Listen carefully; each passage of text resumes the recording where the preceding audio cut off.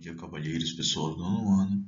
Agora a gente vai ver algumas bases, se aprofundando em algumas bases dos conflitos pós a Guerra Fria. Então a gente vai ver alguns eventos durante a Guerra Fria que serviram de base para os conflitos do período pós-Guerra Fria, do período atual, da história contemporânea, ok? Nessa aula em específico a gente vai se concentrar em eventos que houve durante a Guerra Fria, que serviram de base para esses conflitos e que ocorreram no Oriente Médio, ok? Então vamos entender um pouco dessa região. Bom, esta é a região do Oriente Médio, certo? Ela fica ali no sudoeste da Ásia.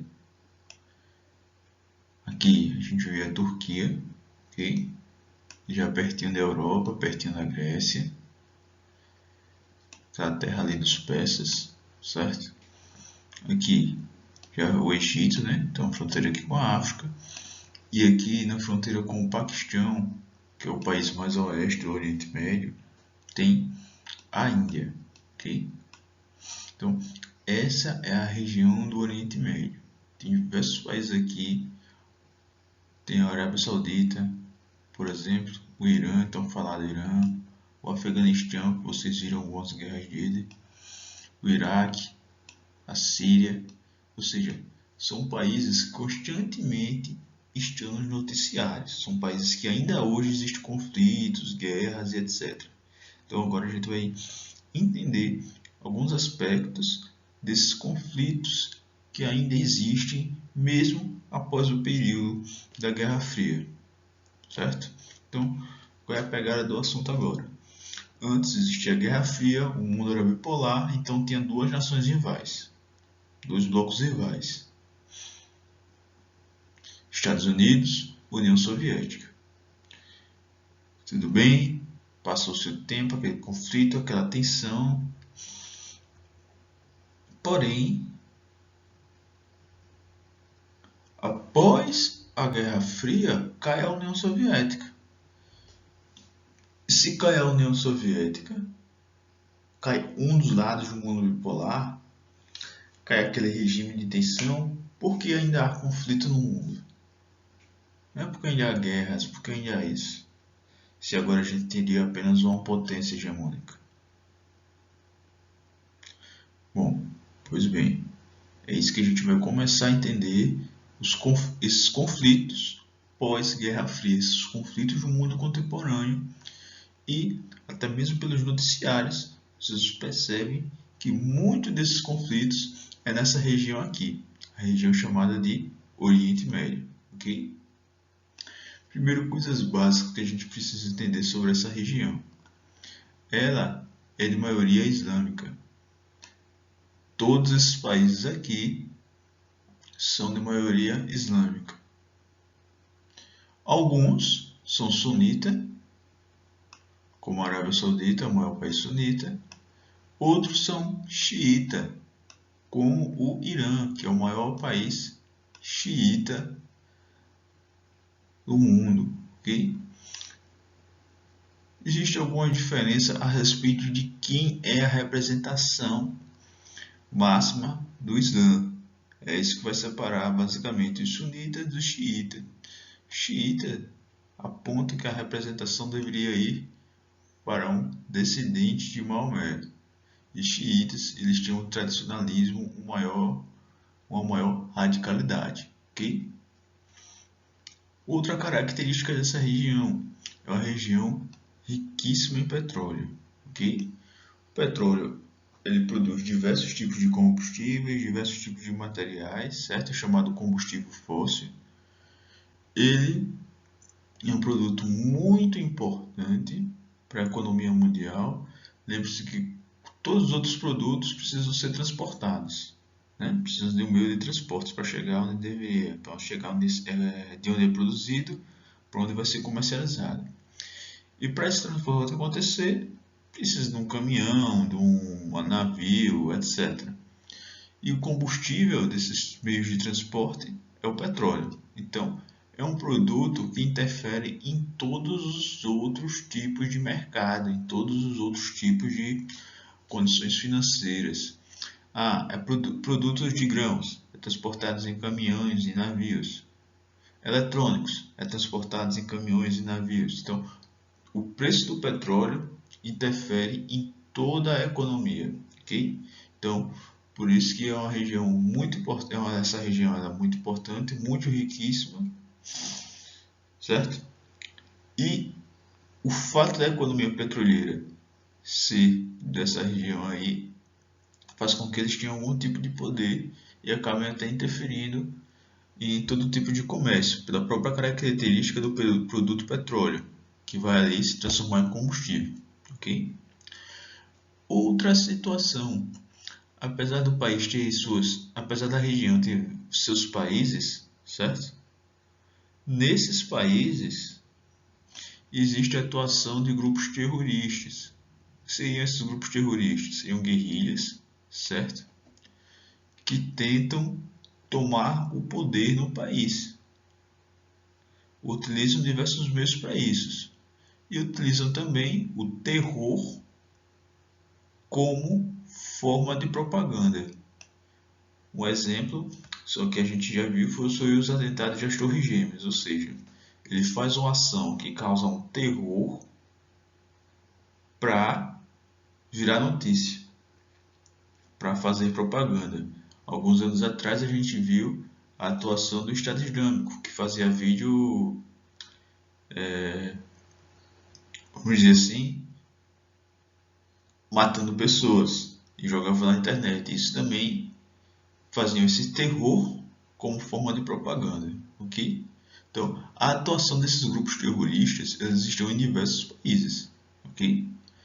E, em alguns casos, por exemplo, existe um grupo terrorista em um país, por exemplo, na Síria ou no Iraque, e esse grupo terrorista, ele é fortalecido por um país, certo? Então, um país financia um grupo terrorista que está atuando em outro país. Isso acontece também. Então, existe essa atuação de grupos terroristas, além dos próprios exércitos regulares. É comum que alguns grupos políticos dentro do Oriente Médio tenham unidades armadas. Você pega um partido político, aqui isso seria um absurdo, né? Ter um partido político e dentro desse partido político ter uma unidade armada. Lá não. Lá é relativamente comum, ok? E uma outra característica nessa região é o anti-americanismo, ou seja, é cultivada uma cultura anti-americana em alguns países, ok? Então, existe esse aspecto, por exemplo, no Irã, existe uma cultura anti-americana, okay? Existe a culpabilização dos Estados Unidos por diversas razões, ok? Então, esse é o básico que a gente precisa entender ali da situação do Oriente Médio. União Soviética, certo? Falou em União Soviética, falou em Guerra Fria. Então, esses eventos aqui ainda aconteceram durante a Guerra Fria, ok? A União Soviética, ela tinha aliança com esse rapaz aqui, Mohammad Khan, ok? Ele era presidente do Afeganistão em determinada época, ok? Esse rapaz aqui. Porém, alguns grupos que eram contra o governo dele derrubaram o governo dele à força, ok? Então, esse presidente que era aliado da União Soviética caiu. Foi derrubado do governo. Em resposta a isso, a União Soviética invade o Afeganistão, ok? A União Soviética invade o Afeganistão e começa a ocupar militarmente seu território.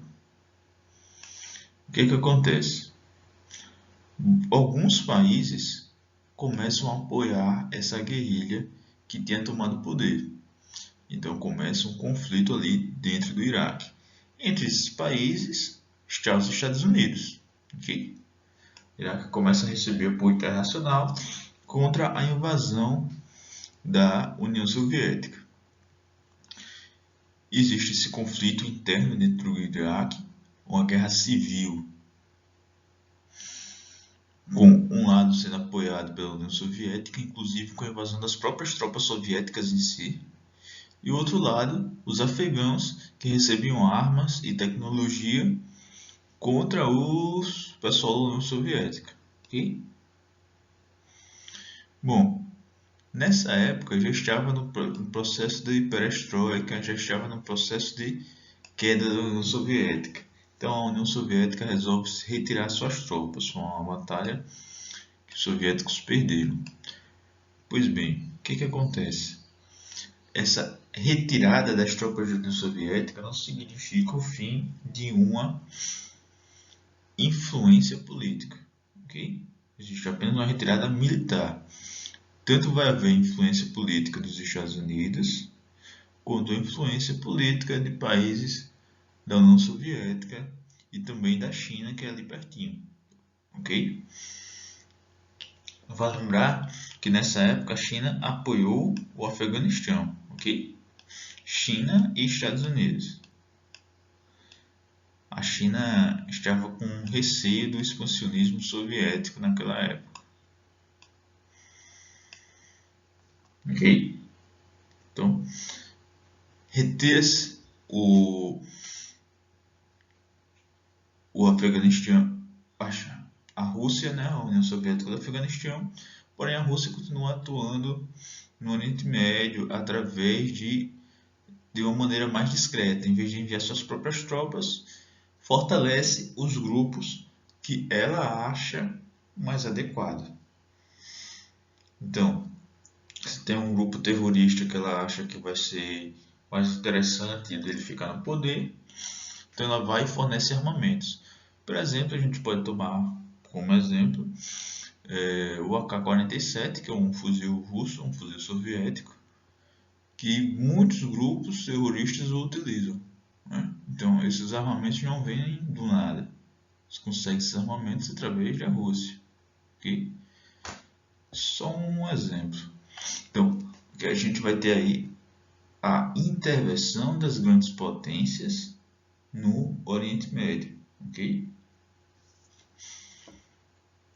Uma outra situação que vai mexer ali com o Oriente Médio. A criação do Estado de Israel. Certo? Então, o que a gente precisa lembrar a esse aspecto? Israel vai ser o único país ali que não vai ser de maioria islâmica, certo? Que não vai ser muçulmano. Lá no início do século XX, final do século XIX, existia um movimento chamado de sinoísmo, que era o quê?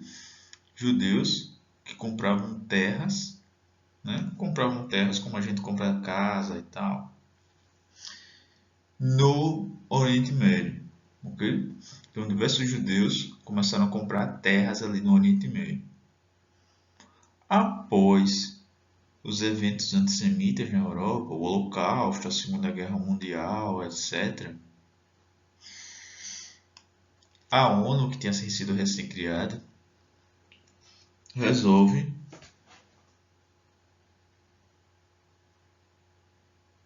criar o Estado de Israel. Esse Estado de Israel, certo, é criado ali naquela região onde existiam essas terras de judeus. Com o Estado de Israel, um Estado autônomo, a ONU, o mundo entende que os povos judeus vão ter um Estado para se abrigar, certo? Evitando assim um futuro holocausto, uma futura perseguição antissemita, ok? Então, a criação do Estado de Israel visa proteger o povo judeu de uma nova perseguição, de um novo holocausto, ok? Evita esse tipo de situação. Porém, o que acontece? As terras desse Estado de Israel, elas ficam no meio de um território árabe. Como a gente viu quando observou o mapa, todos aqueles países eram árabes.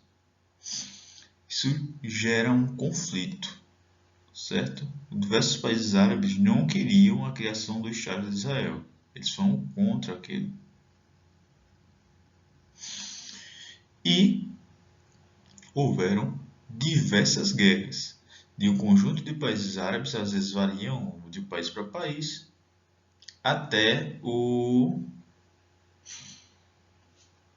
contra Israel. Então, só para a gente ter uma ideia, aqui eu listei alguns desses conflitos, ok? A Guerra Árabe-Israelense, que foi no mesmo ano aqui, 1948, da criação do Estado de Israel, ou seja, Israel já começou em guerra. A Guerra do Suez, dos 6 dias de desgaste, do Yom Kippur, Guerra Libanesa, a primeira intifada, a segunda intifada, a Guerra do Líbano, ok?